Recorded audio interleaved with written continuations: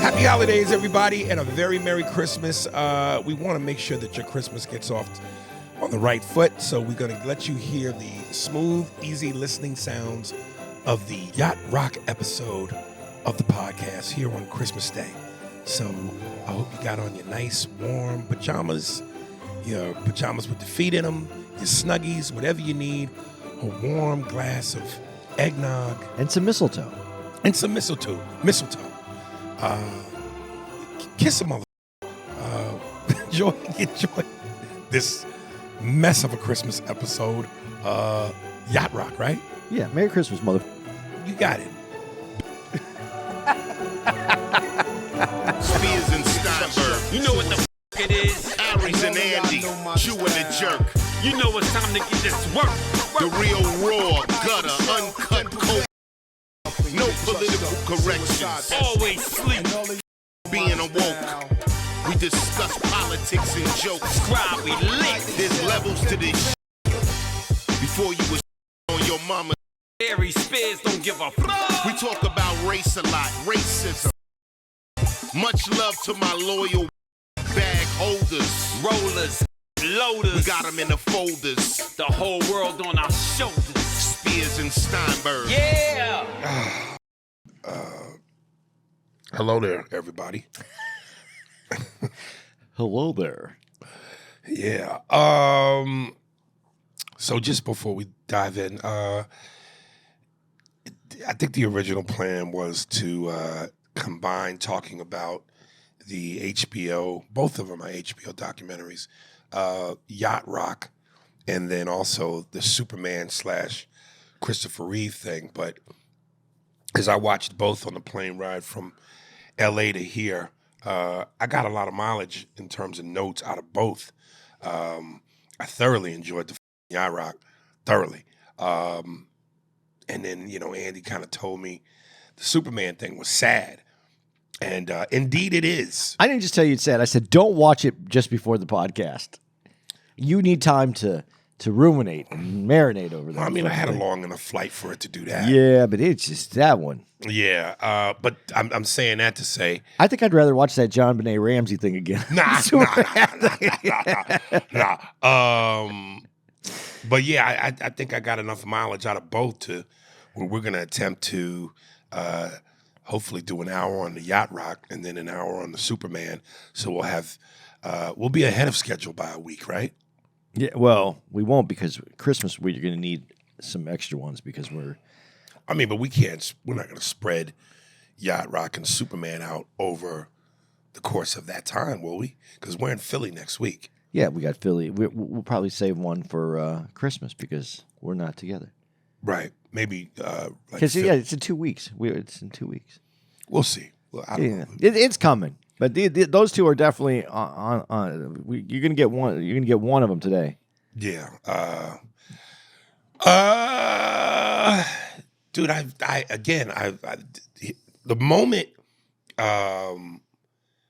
moment Yacht Rock starts, it says 1982. Are we starting with Yacht Rock? We're going to start with Yacht Rock. Yeah, why not? Okay, I'm just checking. I just want to make sure I want my headspace right. When 1982 flashed, I was hooked. That had me, just because it said 1982. So that just immediately. I was a junior in high school. Yeah, that immediately just brought me to my my decade of youth. And it's funny because the guy goes, one of the guys goes, in trying to describe what this is, he goes, and I like when he did the hand gesture, he goes, it's not rock, but it rocks. Like he was, and it even took me a second to try to figure out exactly what is this? What kind of music is this? It's great music. To some degree, I believe a lot of it is timeless, but it wasn't like it was hardcore rock. No, but it was the rock of the time. I mean, you put it on. Soft rock. Would you call it soft rock? That's what they called it back then, soft rock. Right. And it was that. it was you turn on the radio and there was that there was some country influences, there was some jazz influences, and it was cool. R&B was in it, but it was just a lighter kind of feel. You didn't turn on the radio and expect it to come at you that hard. It was nice, you know. It was just, you know, what was the other one called? Easy listening. Right. Yeah, that was the other term. I don't know. That was just the music of the time. I mean, think about. I remember Fleetwood Mac when Rumors came out, and that has those R&B influences, and, you know, a little bit, you know, still drums in it, but it was just a lighter kind of sound, and that was huge. I remember it because Stevie Nicks had Arizona connections, and the ASU Stadium, which was a large stadium at the time in Arizona, sold out like 2 or 3 shows for Fleetwood Mac, and it was a big deal. And that Rumors album was huge. So that, you know, that it's a little earlier than '82, but that's the music trend at the time. But you know what was funny though was kind of a little bit of the through line throughout this was it felt like the artists within that documentary, within that time, were constantly having to defend it. Like it was almost an insult to call it what it was, yacht rock. Well, it wasn't called yacht rock then. That came up later and that's what they're defending, because it seemed like because it was a joke. It was a YouTube bit on yacht rock where they're kind of poking at it, but they weren't poking at it in a way that I think. They were spoofing it, but I think they were spoofing the time period more than the music, because the music is solid music. Mm-hmm. The music is solid, absolutely, and but great songwriting, great again. But Michael McDonald, Toto, Steely Dan, Kenny Loggins, very commercial music. Kenny Loggins, very commercial. He's also doing movie. He's the guy who's doing the movie themes at the time. Yeah, he's doing what's the one with the golfing movie with Caddyshack. He's doing my brain isn't going to kick in today. Sorry. He's doing the Highway to the Danger Zone. That's Highway to the Danger Zone. I know I'm that up. Yeah, that's what's that's Maverick and Top Gun. Yeah. He's doing those. Right. So, you know, which kind of revived his career at that point. It did. He was away from Loggins. From Messina. So it was Loggins and Messina at one time. And then when he moved away, he kind of joined that league of what they will come up with as yacht rock. But it also has a lot to do with Toto and the guys that they're not necessarily Toto. The band is a bunch of guys, musicians who were playing on other people's music. They were paid musicians. They weren't like a band. They became a band, but they're just talented musicians that were studio musicians that now became a band, but are also in that's what the through line in on yacht rock is. These guys are in almost every single thing that you would consider yacht rock. Right. And that it's kind of it's funny just because of the connections. But I still say, and I said when I watched this, and I don't know if this is in your notes, but I said the through line to me in this is Michael McDonald. I keep forgetting ho. If there's a lifeguard to yacht rock, Michael McDonald is sitting on the why do you say him? Because he's absolutely in everything. He's background singer. Everything is he is the top. He is the tree that all these other branches are coming off of. Right. And his sound, if you hear that sound, that's the yacht rock sound. Right. You know, that voice. And you know, for him though, because he's always had that voice, he's always stood out. He's, you know, when he went very soulful, but when he wasn't the original Doobie Brothers. He got to the Doobie Brothers, then he almost took over that Doobie Brothers sound. Yeah. And so he's always been that unique musician, that character, and very surprising though. When you saw him the first time, were you surprised what he looks like now? Yeah, when they showed him, what he looks like now, I didn't recognize him. Neither did I. Like, goddamn. Because he was cool. He wasn't old, but he looked older because of the color of his hair. And he had all the salt and pepper. Yeah. So he was this very soulful looking, kind of cool looking dude. Yeah, he looks far from that now. Now he looks like a dude who lives in Detroit. He drinks beer at the dive bar. that's built into somebody's house. Looks like he does pottery on the weekends. But when he talks, you know who it is. You know, he just. I really didn't even get that. No, I didn't. No. After I started watching it, I stopped looking at him with my like guys and started just hearing his voice and go, oh yeah, that's him.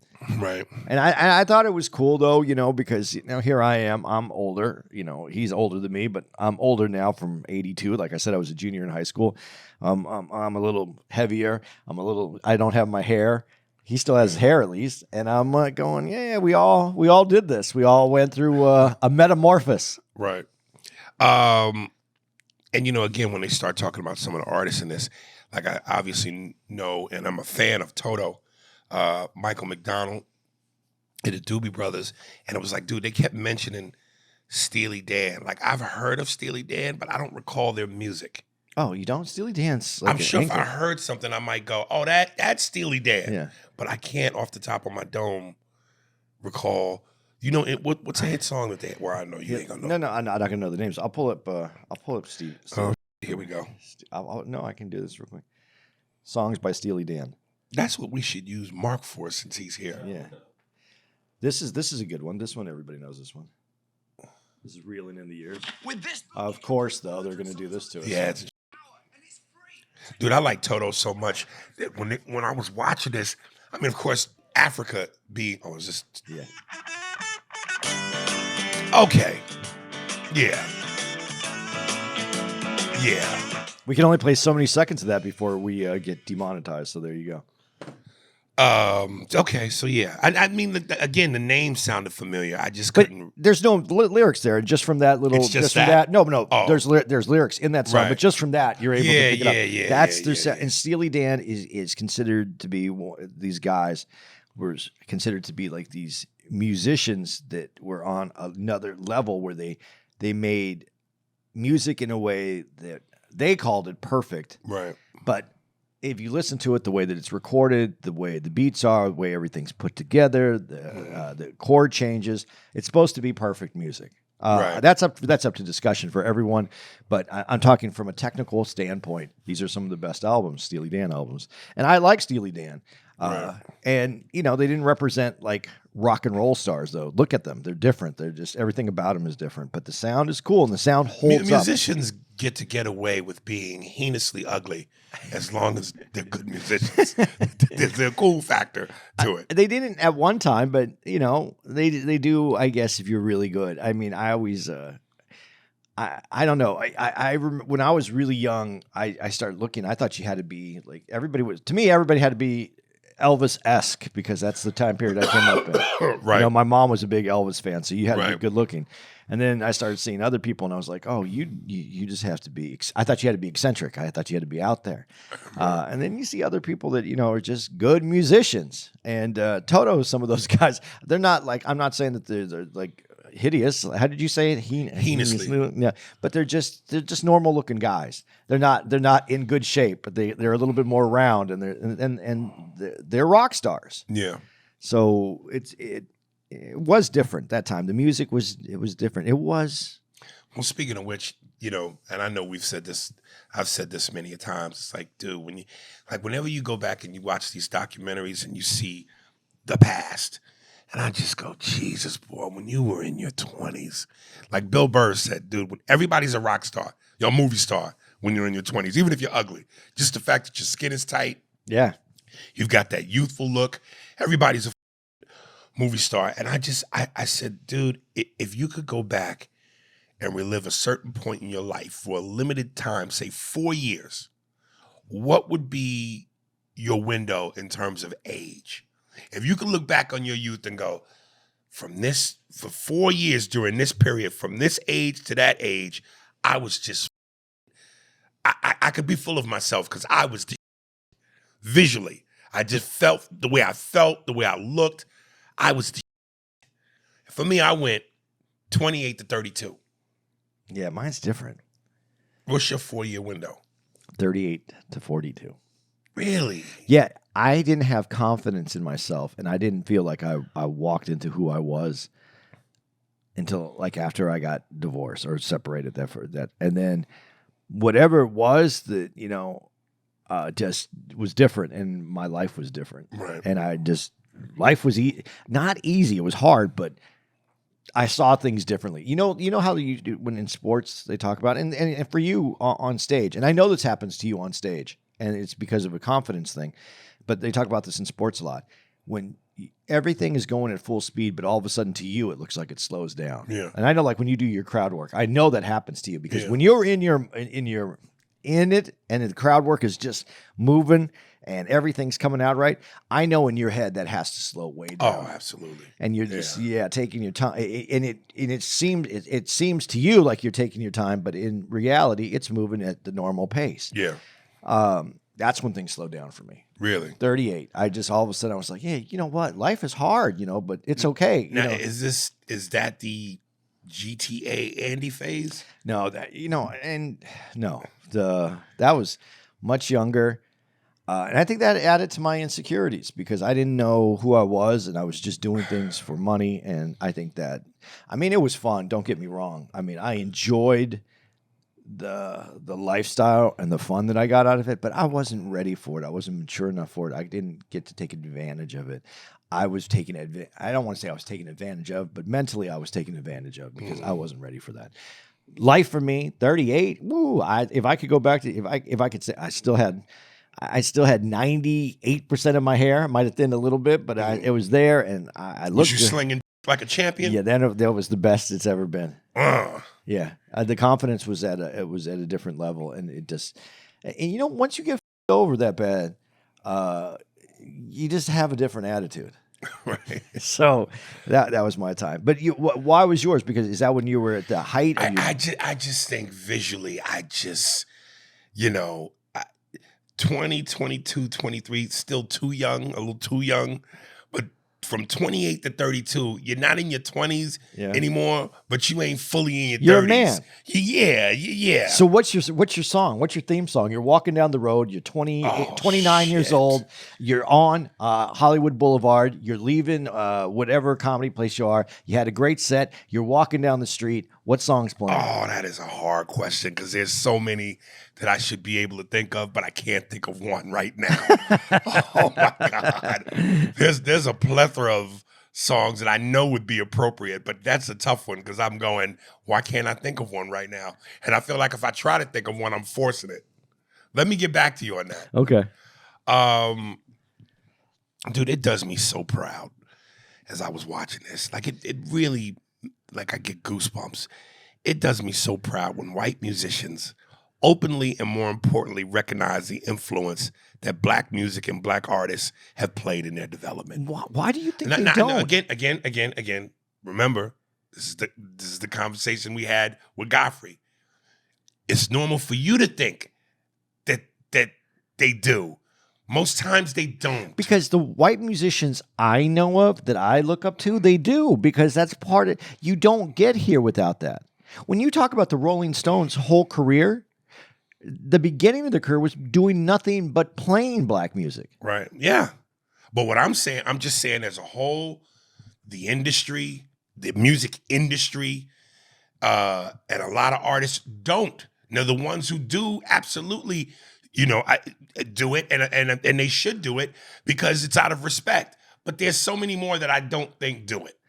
I don't know. Maybe I don't even know what I was watching when they started talking about the white people at the time. This is something we may do later, but we're talking about something else. It was from an Elvis doc, and they were talking about Elvis. And he goes, Elvis was different because at the time we were listening to Pat Boone. Pat Boone's playing black music, but he's not. But that got put in the washer with extra bleach. It's cringe. So Pat Boone might not even know he's doing black music. I'm not saying this like this. I'm saying it the way that he sang that. There was no black influence. It might have been written by a black man, but there was no black influence on it. Right. You know what I mean? That's just straight up. I think he does a song. I think he does Blue Suede Shoes, which I don't know who wrote it, but it's just, I think he's just doing blue. I think he also tried to cover Little Richard. I forget which song. I don't want to say Tutti Frutti, but I think there was. But if he did Tutti Frutti, it would be Tutti Frutti. Tutti Frutti.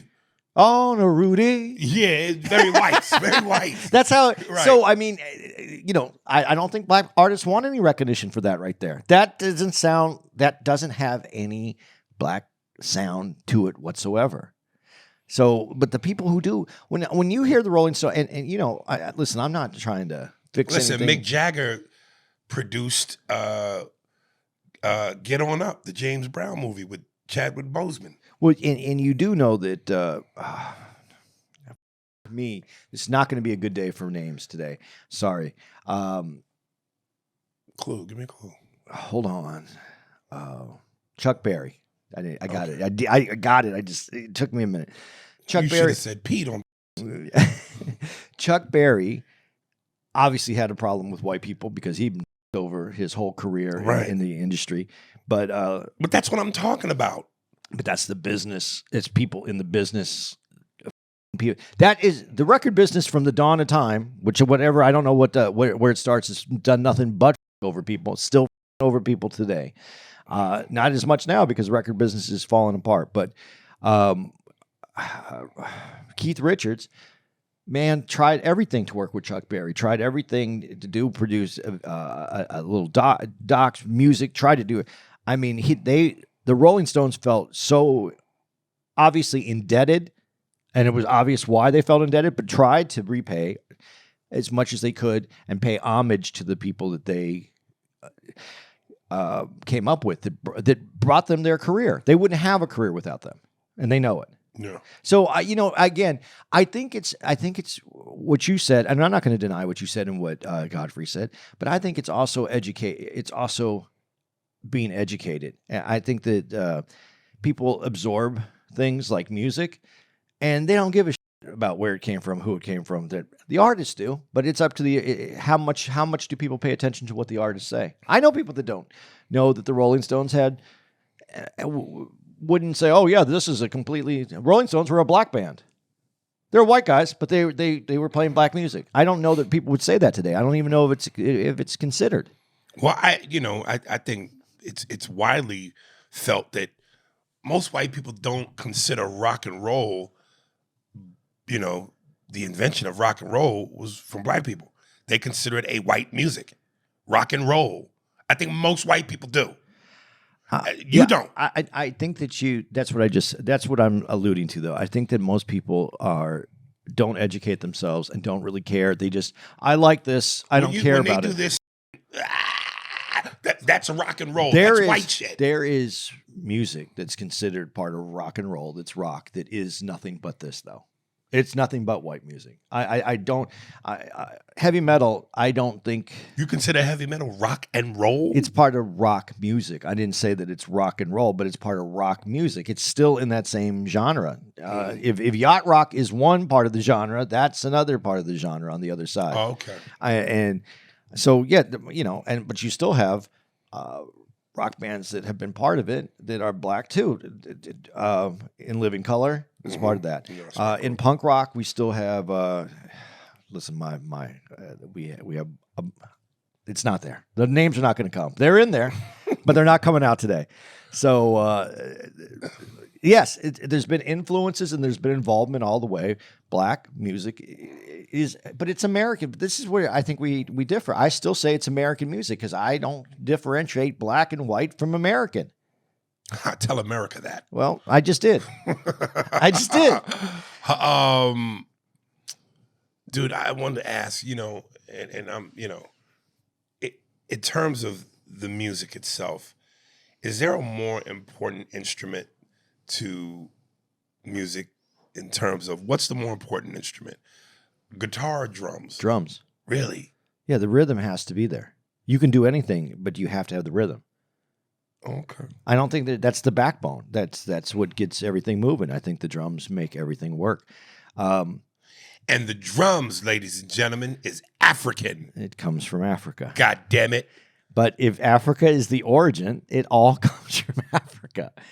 Okay. So what are you going to do about it? Yeah. That's it. That's how it works. It's very simple. I don't think this is why I don't understand. To me, it's very simple. This isn't a tough. This isn't a I'm glad you said to me, because for a lot of people that aren't you, it's not that simple. It is that simple. It is that simple. It should be that simple. No, it is. No, But it's it isn't. not that it should be. It is that simple. Okay. If you can't put that together, A lot of people don't want to put that together. They don't want to. I don't know. I'll go with you on some people don't want to, but I think some people just don't care. I don't think some people. That's part of not wanting to. No, I think that people are lazy. I really do think people are lazy, and everything's handed to them. They don't really care. Listen, you couldn't do what we've done to the food in America if people actually cared what was in it, and they don't. They still eat it. That's because we're such an obese, fat It's country. because we don't care. We're lazy brain, man. And I don't like even using the term lazy brain because that's what I was called when I was young because they couldn't figure out what my problem was. So I was, I took all these tests and then they came back and said, well, your son is lazy brain. And I felt that was a lazy diagnosis. So I just don't think Americans in general, and I can't say about the rest of the world because I don't live there, but in America, people just don't care. They take what they're given and they go, oh, this is nice. Or they go, oh, I don't like it. And they move on. It was great. Sometimes when I watch these docs, I love it too because they'll play a song that I forgot about that I couldn't remember that I loved or heard, and then I immediately download it. Like again, I like Toto, but if I'm being honest, the only song I ever really rocked by them was, of course, Africa. Dude, when they played this, I forgot how much this bangs.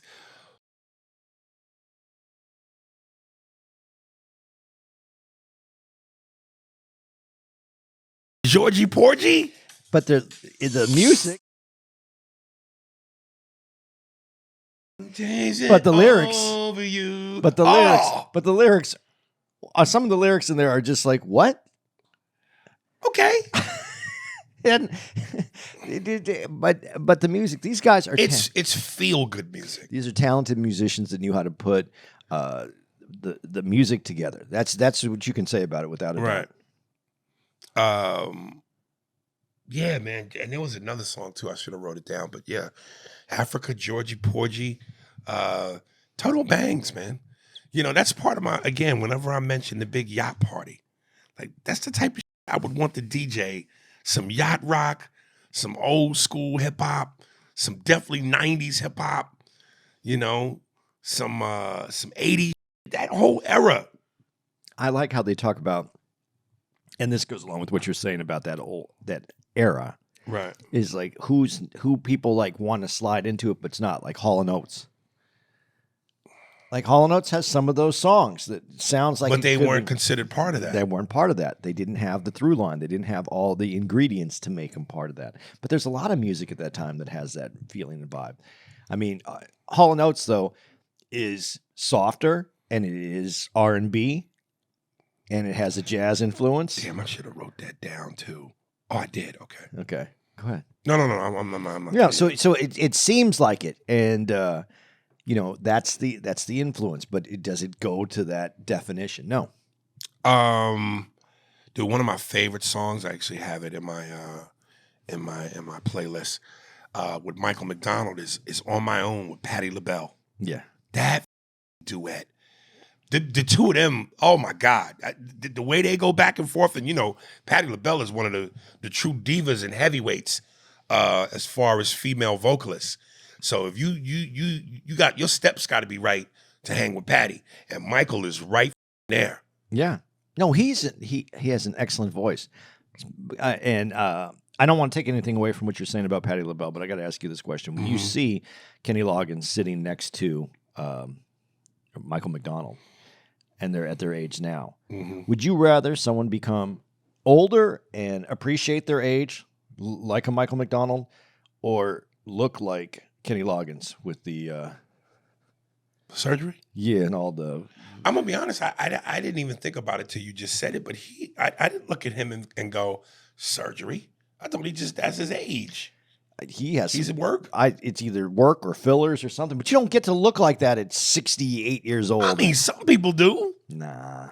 No. No, you got to have your eyes have to be shutting a little bit. See, I don't know white deterioration of skin. All people, even black people's eyes close a little bit as they get older. I know, but y'all's skin deteriorates at a grosser level than us. You know what I mean? Like y'all look like crumpled up cellophane. I got desert people skin, so I'm going to hold up a little longer. Well, you've been in Arizona, so yeah, but it holds up. This is. I'm built for this. Nigga, son. you got Mexican oils in you, helping your shit stay moist. But someone goes, you know, I go, I'm gonna be 60, and they go, ah, man, you look good for 60. I go, I don't look good for 57 though. I look right on 57. You look right as you should be based on the age. Yeah. So the guy, I should have wrote his name now. So the guy that made the song "Sailing." It's Christopher Cross. Yes, and he beat Look out. at that. Out of all this thing, that's the guy that I remember. Dude, you'll say words out of the thesaurus that are so 8 syllables, but then can't say a 1-syllable word. So yeah, he beat out Sinatra and Streisand to win the Grammy to the point where she was so pissed that it was hilarious to me.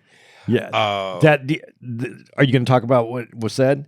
Well, yeah, he wanted to meet her. Yeah. And she said, not now. Who said it though? She did. Not Barbara Streisand. Yes, she did. Not now. Oh, she Yes. did. I thought someone else told her probably not a good time now. That is so funny. Yeah. That you kill it like that. And you know, obviously you've been doing it for a long time. You're in it. You do want to win, and then someone comes out of nowhere. Listen, man, this is the beauty, I think, sometimes about being an artist and life is as unfair as the business can be. The public decides, and that's what makes it fair. The public decides. You can have the bigger name, Sinatra, Streisand, but the bottom line is the music, the craft, the art. The public gets to say yay and nay. So yeah, you can win and beat out a Streisand and a Sinatra if your shit is right. If the product is, the song is just that good. You know what's funny though to me about it is like, you know, she's upset and it's not a good time, right? But Sinatra probably could have, like Sinatra deserves an award, and I bet he didn't give a shit. Because he's cool like that. I'll get it next year, baby. You know what I'm saying? You know, he's cool like that. I just think that, you know. You know, some of the funniest clips I've ever seen, I don't know if you've ever seen them, they would show old footage of Oscar night, and they would show the other nominees' reactions to the winner. I'm being bitter and salty. There was a couple where someone would win, and they would show a certain actor that didn't win, and you could literally see their mouth, God damn it. Yeah. Or like him. Like you pampered, spoiled. Well, you don't know what kind of, you know, working on films or working across the lot from each other, or what, you know, especially at that time, because people were under contracts, you know, way back. And so that just holds over. And there's all these little bitter rivalries. So that could be going on at the same time as well. But dude, when I think about cool, for me, if I got to pick someone that I want to be cool, like D. Martin is the guy that I would want to be like. Again, the Rat Pack. They were getting blowjobs, drinking liquor, and smoking cigarettes. They didn't get caught up in that.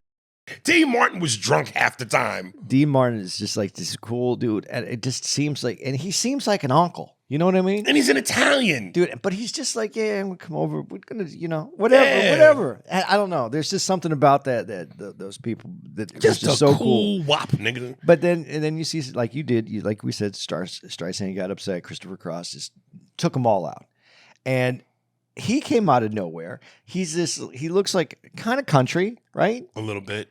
I love that he talked honestly about how he financed his making music with drugs.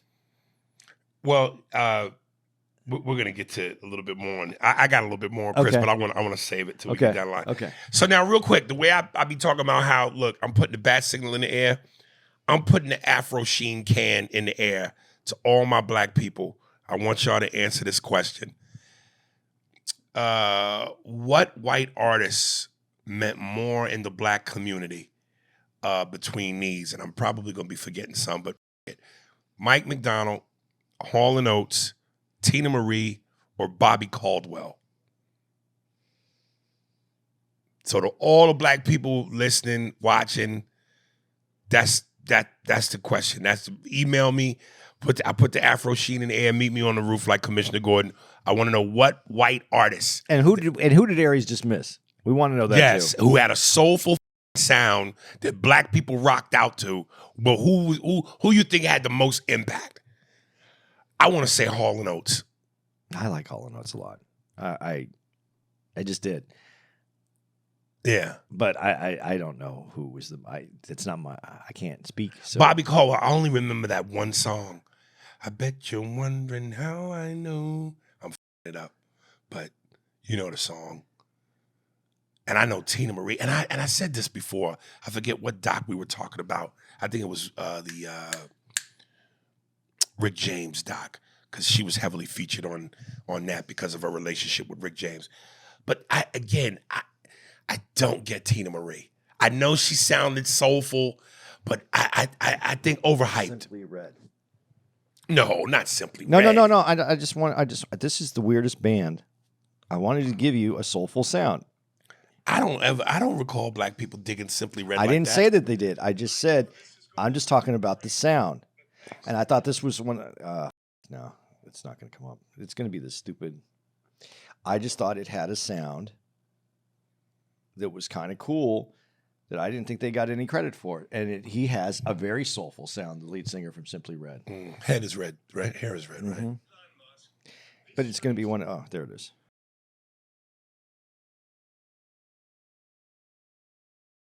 Fuck, it's going to be this long-ass intro, too.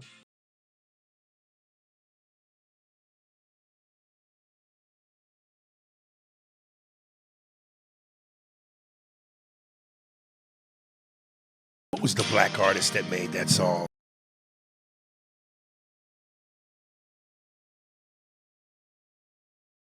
If you don't know me by now. Who did that song? Was that it was either the Shy-Lights or the Delphonics. If you don't know me by now, you will never. Who the f did that song? Harold Melvin and the Blue Notes. Yes. I was off. Harold Melvin and the Blue Notes, yes.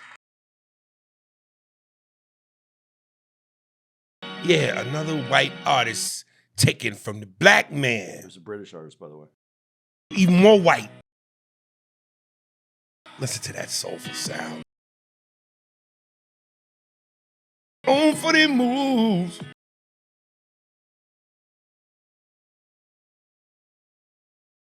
Teddy Pendergrass, right? Yes. Yeah. I forgot he was the lead singer, Harold Melvin and the Blue Notes. Well, his voice is so goddamn, I don't want to say velvety because that's not the right word. But it's a smooth crunchy. A smooth crunchy? Yeah. Like when you think of a velvety voice, you might say Sam Cooke. Yeah. You know, smooth. But there's a I don't want this is Teddy had that. You don't know. I don't want to use this word because I don't know if it's a real word. Tonality. Yeah, it is a real word. Yeah, yeah. It has that range where. But Teddy had a rough that was a sexy rough. You know. Well, that's like the Tina Turner. Yeah. Yeah. Like go till it's just about ready to break, and that's where the note is. That's where it sounds like you're really giving every piece of that song to it. So I want to know, and again, I think Tina Marie is overrated. I just didn't. I never got to. By the way, I didn't think Simply Red was great. By the way, I just wanted to say there's these white artists, but they are maybe following the way that a black artist produced it that has a soulful sound to it. And I just think that those are one of the whitest people in the whole world that had a soulful sound was Simply Red. So now going back a little bit though to what I was saying about this, and this feeds back into why I was saying I love it when white artists give black artists the credit, because again, the industry, like there were so many moments, and we've heard these stories where they would say, "Oh, the music's not to black people; it's not mainstream enough." In other words, you know, it's too black. You got to be able to get a white fan base, capture the white people. And I just went, I think it's so ridiculous to put racial boundaries on music artists. Because at the end of the day, it's just like, just make good music and the rest takes care of itself. That goes back to what I'm saying. The public decides. Yeah, The industry, the powers, the suits, stop. And let just people, if you make good music, people will come. And I agree with you today, but going back to what you said with Godfrey, let's go back though to where we're like late 40s, we go into the 50s, rock music. And now there is a fear from white folks about black culture and moving into white culture and changing America. That is an honest fear. It'll make our daughters want to start because of the music and the jungle sound that gets in their bodies, and they catch the hoogly booglies, and then they want to just black. Well, what you're saying, the honesty of that is actually right there, because the fear of it. Because, and this goes back to comedy even. Remember the documentary that came out that was about. Mark might know it. What was the doc about the joke that white comedians would say that was like the most horrible joke? And they made it. What? The Aristocrats. And then they got Chris Rock to talk to me. He goes, it wasn't a big joke in the black comedians, because we didn't get on those public stages. We didn't get on the big stages. We were on the Chitlin circuit. We didn't have to conform to America's what's the right word for it? How, there's their Standard? The standards, the when you're on TV, the standards, right. And all that, whatever it's called, there's actually a word for it. But they didn't have to pass any of those tests to be on TV. So, because they weren't getting television. So when they were doing the Chitlin circuit and they're in front of the black culture that's being developed is raw, because it doesn't have to conform to any other standard. Right. It's the standard of the people. Right. Now you're a white community, and you're looking at this other thing that you're not allowed to see, because you're not allowed to have it, because they won't let that be on the television. It doesn't go into city civic centers, because they'll get canceled. They'll shut it down. The Elvis, when he went on, the wiggling got him almost taken off TV. So just think, but that's no big deal to the black community. So you're the white community. This has never been shown to you, and you're looking over at the black community, and you're going, we can't have that. That's that. And the white kids are going, that's really cool. They're looking at it like they want. I want to know what that is. Right. So this is why when I talk about this, I was born in 65. I'm after that, and I'm looking at it from a different point of view. I know you and Godfrey are correct. But it's coming from that time point, that time period, when then we get into after the civil rights movement, and it slowly starts to change. And I'm come from that period. So when I argue, I think I'm arguing it from my lens of looking at it.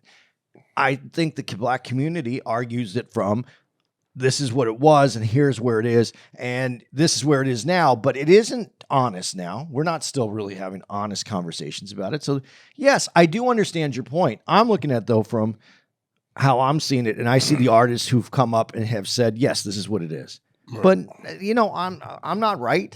I'm not wrong. I'm just stating my point of view that I see. Right.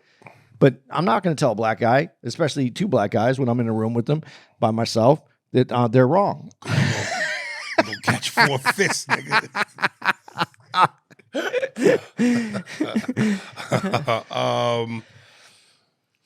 I thought this was an interesting moment, and this brings me back to the Chris Cross thing.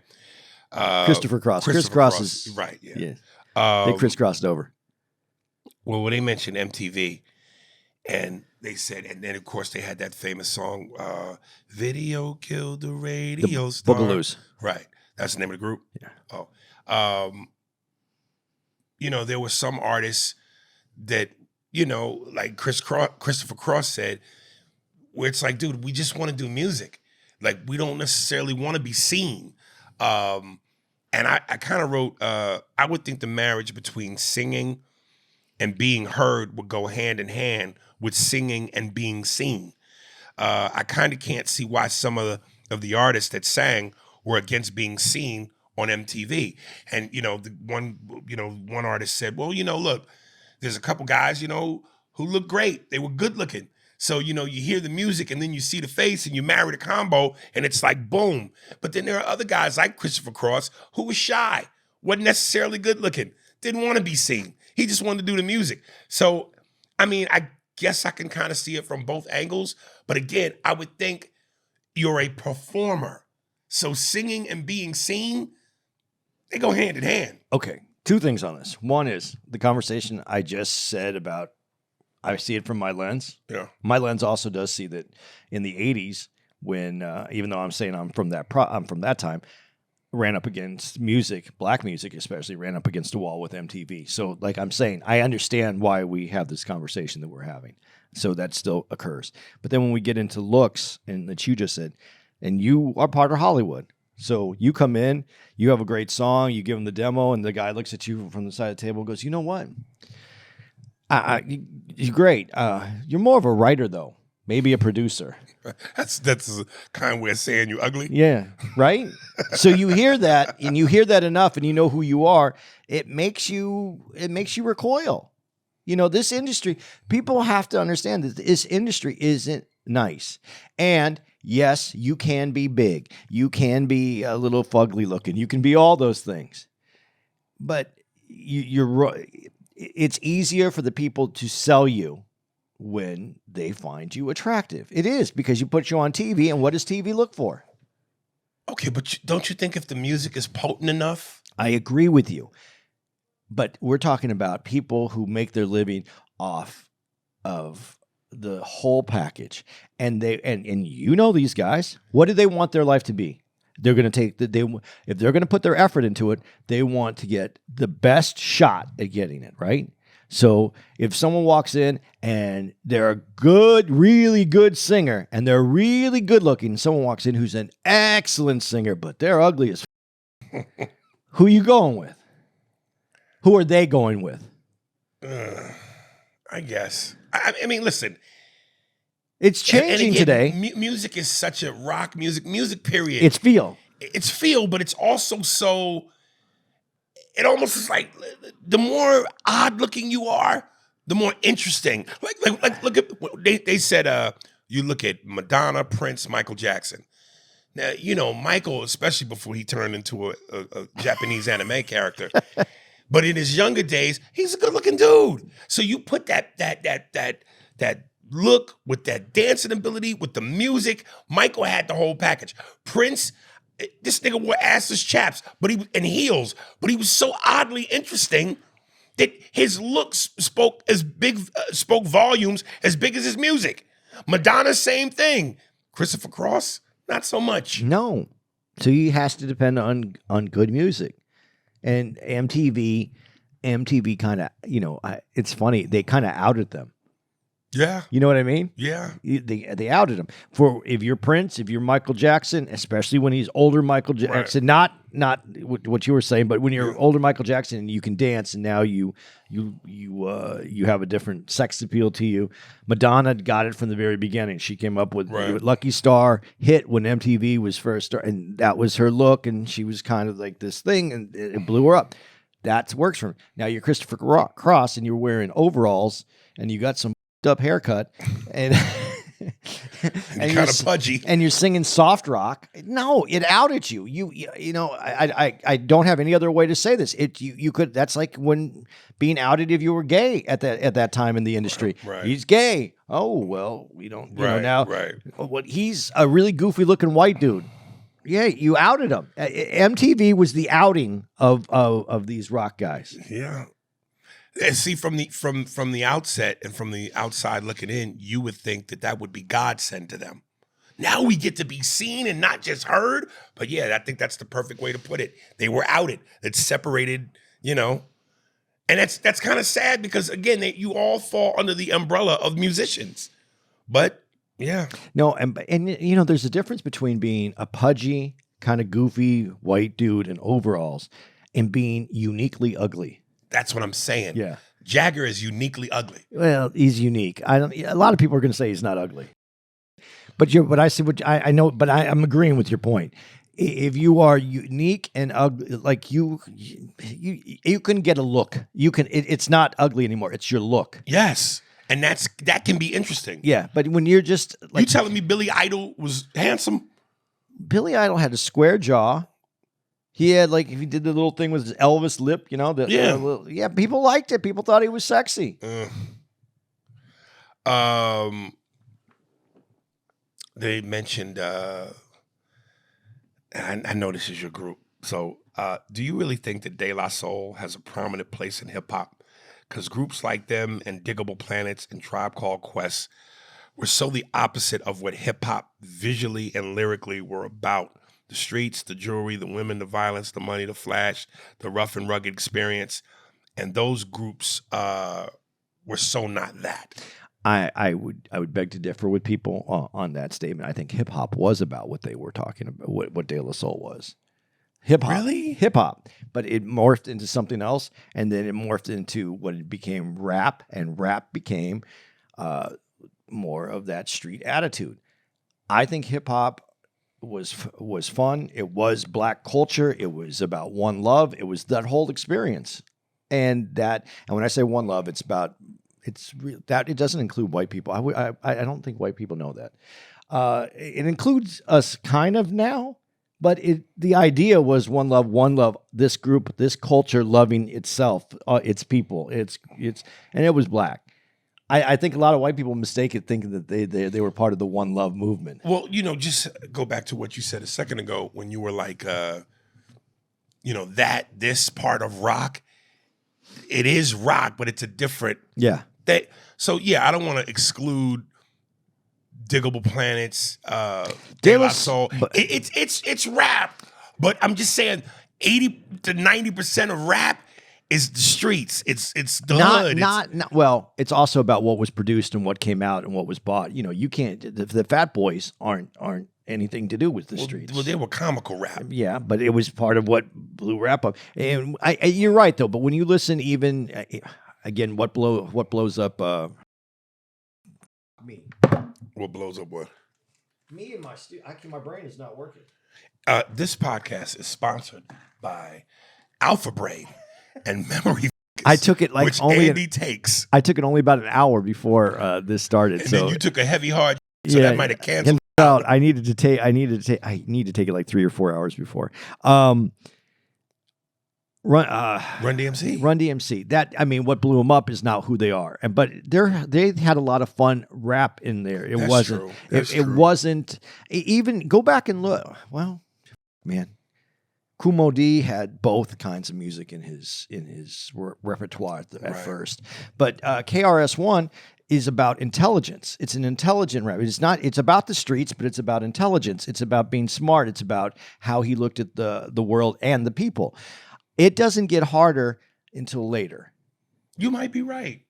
Hip hop was formed because I'm even thinking about like Eric B and Rakim, and they didn't even feel like Yeah, but shoot him. They weren't. I got the money. There was no shoot 'em in the beginning. It was about street life, but it wasn't about like gangster life. That was the difference. Damn, I might have to go back because I know there's some people probably listening to this going like, what? And Eric B and Rakim, yeah, there was a little bit of that in it because get your paper, that kind of those, right? But it was different. It wasn't about hurting. It wasn't about hurting, especially. And when I go back to the One Love song, it wasn't about hurting your brother. Yeah. And what it turned into when we got to, and listen, nothing against NWA because they definitely have a purpose and a place for it. Damn. But once we got there, that really was the opening for the turn. And then let's be honest, that's where the record company saw what they could make out of it, and that's the direction that they pushed hip hop to, and that's what turned it to rap to me, to just calling it rap. My head is up right now because now I'm sitting here thinking like, now that I recall, it felt like in the 80s going into the 90s, a lot of rap was more fun. Yeah. Like, because I'm thinking like Big Daddy Kane was never hardcore street like that. Talking about Heavy D. No. Wasn't. Public Enemy was always. Yeah, but they were talking about the people's right to move, protest, to be strong, but they weren't talking about going out and killing another brother. This is the turn. The turn came later. But then why does De La Soul feel so vastly different from them?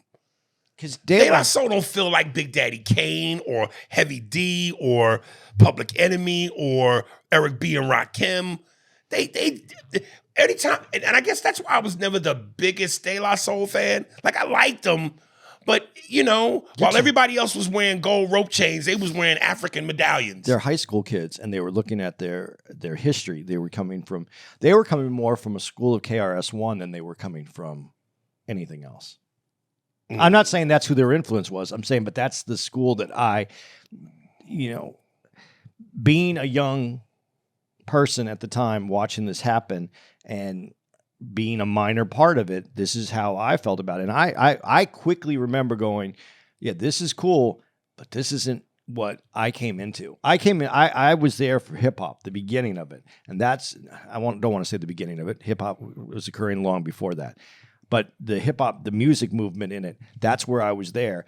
And when it started to go to rap and the other way that it went, I wasn't part of it. I couldn't be part of it anymore. And then it got really weird where we are now. And I'm out the door and listening to Yacht Rock. Damn, Curtis Blow. Look, yeah, none of that felt. But it's also what was acceptable by the record companies. You can't just go by what was making music, what was on the charts, because then you got to look at Jay-Z. Jay-Z was never charted in the beginning, and he was selling, but he wasn't a big artist at the time. See, I think the 90s is when East Coast got really shoot 'em up. You know what I mean? Well, like that's LA talking about the streets.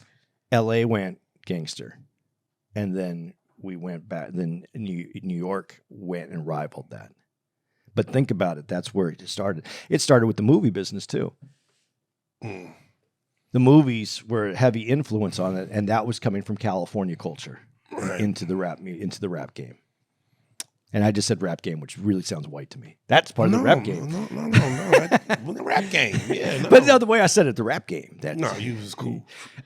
My last note on this, dude, and this goes back to the very beginning when I was like, these artists felt like they were defending the music. I love that scene in the end when the creator of the doc calls Fred Uger on the phone, and he said, "Hey, I want to interview you for this thing," and he goes, "Well, what is it?" And the guy goes on to say Yacht Rock, and Fred just takes a pause and tells the guy go himself, and then hangs up on him. And that's Steely Dan. That's one of the guys from Steely Dan. Oh, really? No, here's why, though. And I want to make sure that, I think it's very funny that happened and that occurred that way. But he is like cerebral. Is there a Lee on that? Can you put a Lee on that? I don't know. He's cerebral, a musician. He's cerebrally He's a cerebral musician. There, thank you. He's a cerebral musician. He thinks music. He thinks notes. He thinks about how everything comes together.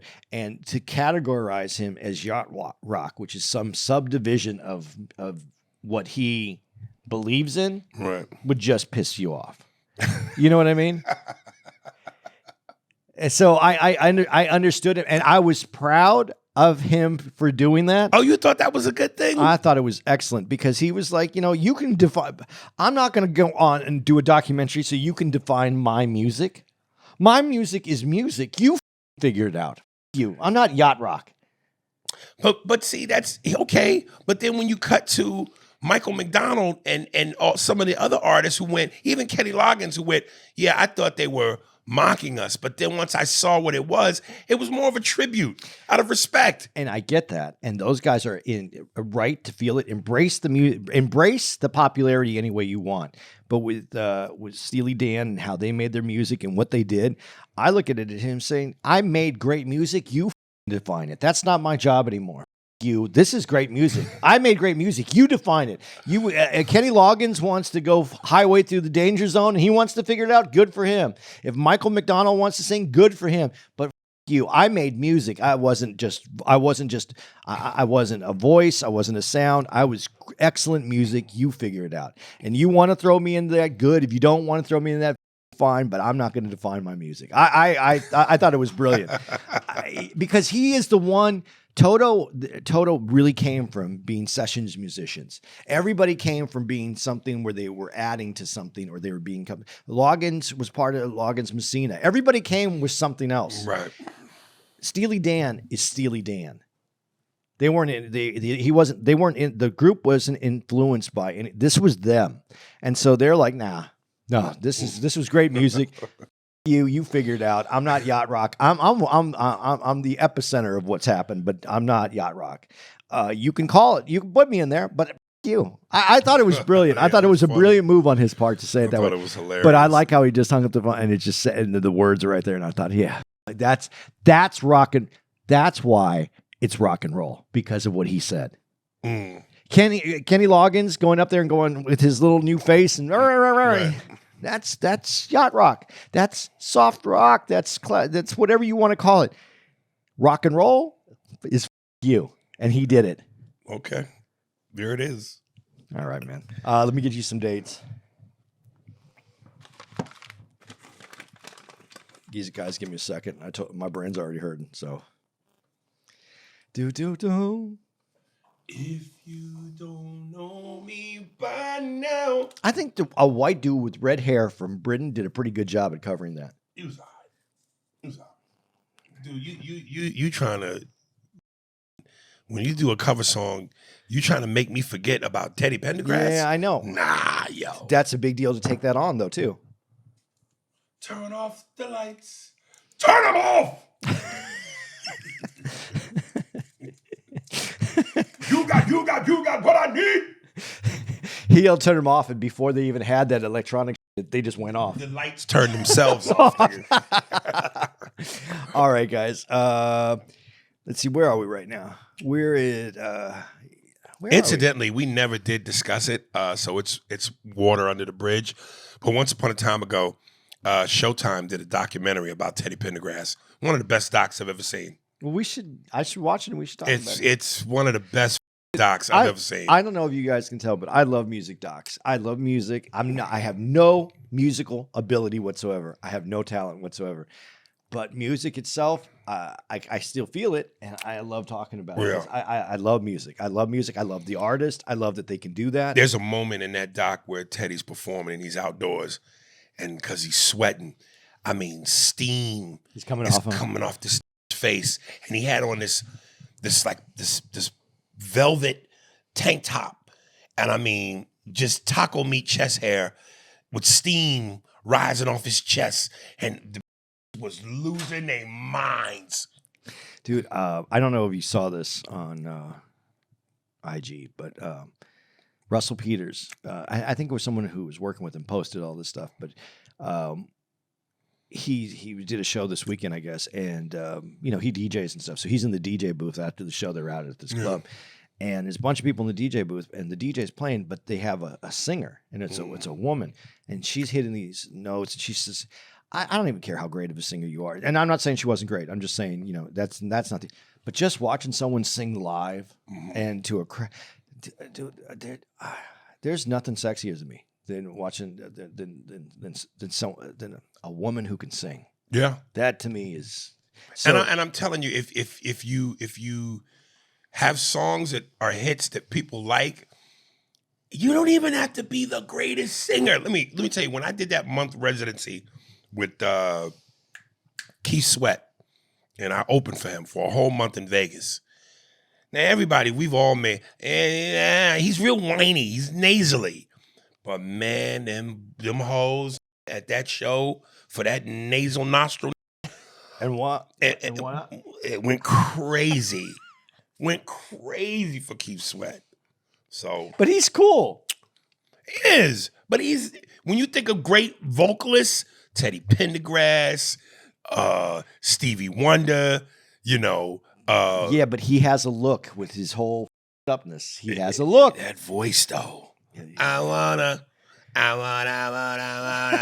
That is a nasally nigga. So, guys, we have one more show tonight to do in Cary here in, I guess this is North Carolina. It's North Carolina adjacent. And it was good shows. We had fun out here. So we're next week going to where one of our favorite stops, man. We're going to be at the Helium Comedy Club in Philadelphia. Yeah. So I don't know what we're going to do there this That's year. how winning is done. It's not how hard you get hit. It's not how hard you get hit, how hard you can take and keep moving forward. And keep moving forward.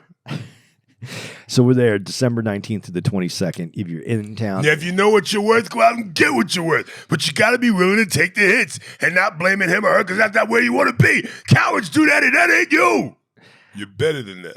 Yeah. So if you take a hit and you go to try to get some tickets and it's sold out on the time you want, they're adding some shows. So check back. If you try to get tickets and they were out, they just added one and they're possibly going to be 4:30 in the on a afternoon. Saturday. Yeah. 4:30. It's going to be rough, man. But you can, they're going to, and possibly they're going to add another one if that one sells out. So, The check one back. curse. Yip, yip, yip, yip.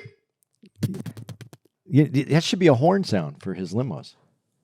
Deep, beep, beep, beep. Now, when that, oh, that's hilarious, dude. And he comes to get me from the airport. I'm like, where the is Dewan? Beep, beep, beep, beep. December 27th and 28th, we're going to be at Dayton. Just 2 nights, in and out. Get your tickets. It's going to be a quick one, so get in. December 31st, Aries is going to be at Summit City Comedy Club in Fort Wayne, Indiana. That's one night only. You doing 2 shows? 2 shows. 2 shows, one night only. Get them tickets. This is your New Year's. Do it Special up. guest appearance by Tara and Andy. January 3rd through the 5th, Milwaukee Improv. Man, we haven't been there in a bit, and that's a cool ass club. And looking forward to getting back to Milwaukee January 3rd through the 5th. It's gonna be cold. I might actually buy Long Johns for that one. Yeah, you should. I'm telling you, man. I've never done it.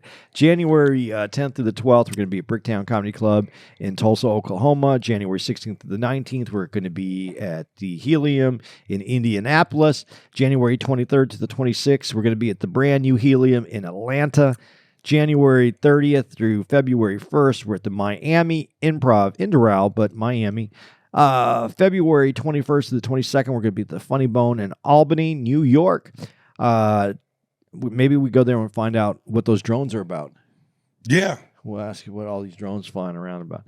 February 27th through March 2nd, we're going to be at the DC Comedy Club, the Improv in DC. Great room. Looking forward to getting back there. March 7th through the 8th, Virginia Beach, Funny Bone.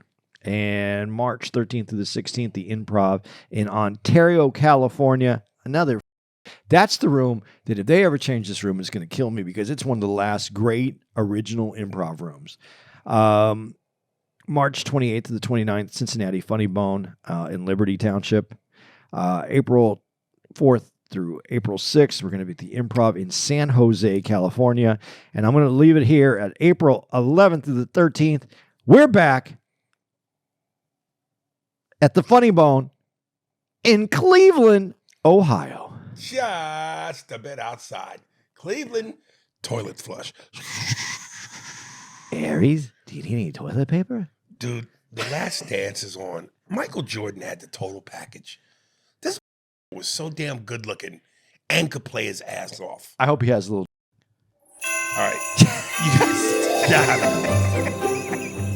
Spears and Steinberg. Thanks for listening to the Spears and Steinberg podcast. For more information on where to find us on the internet, visit spearsburgpod.com.